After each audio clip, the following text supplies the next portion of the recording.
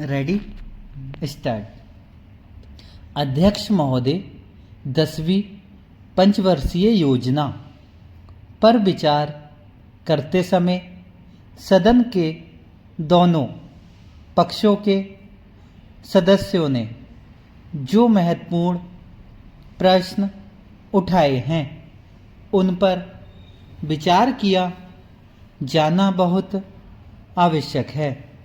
अध्यक्ष महोदय, 9वीं पंचवर्षीय योजना का अब अंतिम वर्ष चल रहा है और इस योजना के अंदर जो चीज़ें कही गई हैं ऐसा लगता है कि उसके अंदर परिवर्तन करना कठिन है, बदला भी नहीं जा सकता।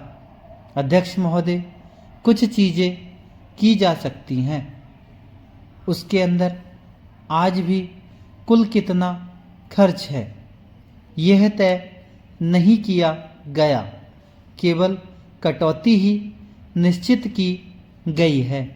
शुरू में मैं यह कहना चाहता हूँ कि यहाँ पर कुछ सदस्यों ने जो यह प्रश्न उठाया था कि इस पंचवर्षीय योजना का आशय कुछ सरकारी पक्ष से भी बताया है। इसके अंदर कमियां हैं और बहुत सी कमियां हैं जिनके ऊपर मैं यहाँ कुछ दोषारोपण नहीं करना चाहता हूँ। मैं चाहता भी हूँ कि इस तरह से प्रश्न ना उठाए जाएं तो ज़्यादा अच्छा है। यह योजना सरकार ने बनाई है। यह योजना मंत्रिमंडल ने पहले बनाई और अनुमोदन होने के बाद भी इसमें कुछ कमियां रह गई हैं, तो यह कमी रहने का दोष किसके ऊपर है? मैं समझता हूँ सदन के सभी सदस्य इसको जानते हैं। बहुत से लोगों ने दिल्ली के प्रश्न उठाए, जो दिल्ली के साथ अन्याय किया गया है, तो मैं समझता हूँ इस बारे में सब आवाज़ उठाएं। इस बात की आज ज़्यादा ज़रूरत है।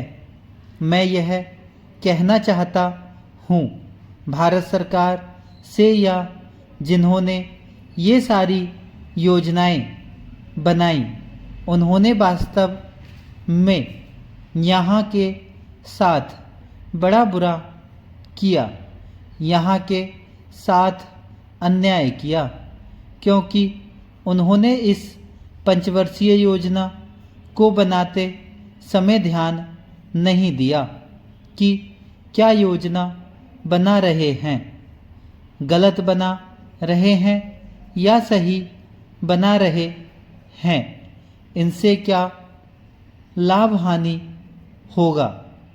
इन सब बातों पर उन्होंने विचार नहीं किया, तो मैं समझता हूँ ऐसी परिस्थितियों के अंदर यह बात ठीक नहीं है। ऐसी दशा में यहाँ पर 5 वर्षों में आने वाली योजनाएं बेकार बनकर रह जाएंगी। जो कटौती निश्चित की गई है उसको समाप्त करना चाहिए ताकि दिल्ली को हम अंतर्राष्ट्रीय स्तर का एक आदर्श बना सकें। यह बहुत ही आवश्यक है यदि हम इस स्थान की उन्नति चाहते हैं। इसलिए अब मैं अपना कथन इन शब्दों के साथ ही समाप्त करता हूँ। अध्यक्ष महोदय, आपने मुझे 10वीं पंचवर्षीय योजना पर बोलने का अवसर दिया, इसके लिए मैं आपका आभारी हूँ। आपने मुझे कम समय दिया, इसके लिए भी आभारी हूँ। अभी मेरे से पूर्व कुछ सदस्यों ने हम पर यह आरोप भी लगाया कि हम योजना में विश्वास नहीं रखते। उन्होंने तो यह भी कहा कि हमारे चुनाव घोषणा पत्र में भी उनको इस बारे में कुछ नज़र नहीं आया। मैं इस बारे में यह निवेदन करना चाहता हूँ कि उन्होंने कोई दूसरा घोषणा पत्र देखा, गलत घोषणा पत्र पढ़ा और उसी को हमारा घोषणा पत्र समझ बैठे।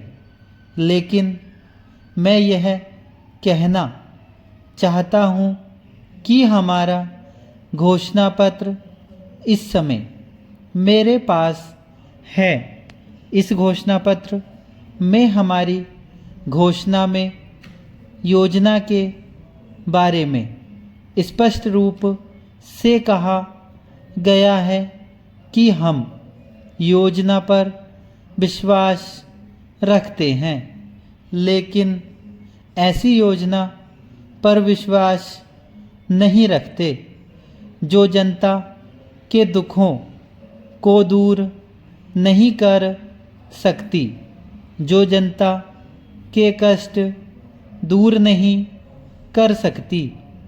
आज तक जितनी भी योजनाएं बनाई गई हैं, जिन्हें हम पहली पंचवर्षीय योजना, दूसरी पंचवर्षीय योजना और 10वीं पंचवर्षीय योजना आदि कहते हैं, और उन योजनाओं में हमने जो कुछ निर्धारित किया उनसे हम जनता के दुखों को दूर नहीं कर सके और जनता के कष्ट दूर नहीं हुए।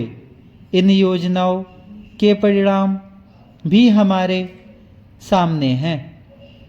बड़े बड़े अनुभवी बैठे, उन्होंने योजनाएं बनाई, लेकिन योजनाएं ठीक प्रकार से कार्यान्वित नहीं की गईं।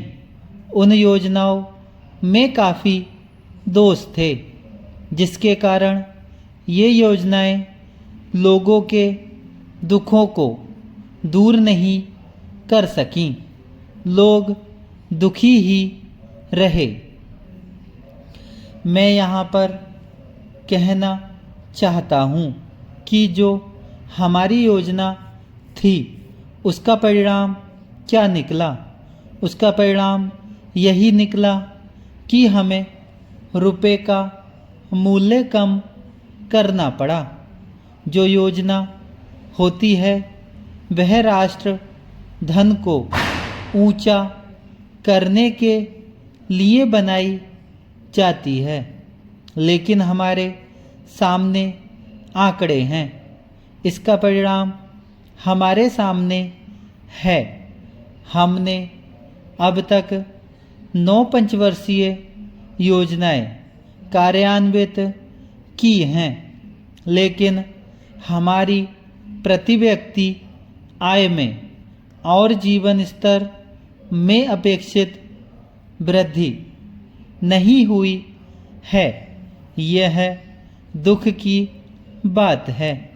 मैं यह कहना चाहता हूँ कि हमारा ऐसी योजना में विश्वास नहीं है जो जनता के कष्टों को, जनता के दुखों को दूर न कर सके।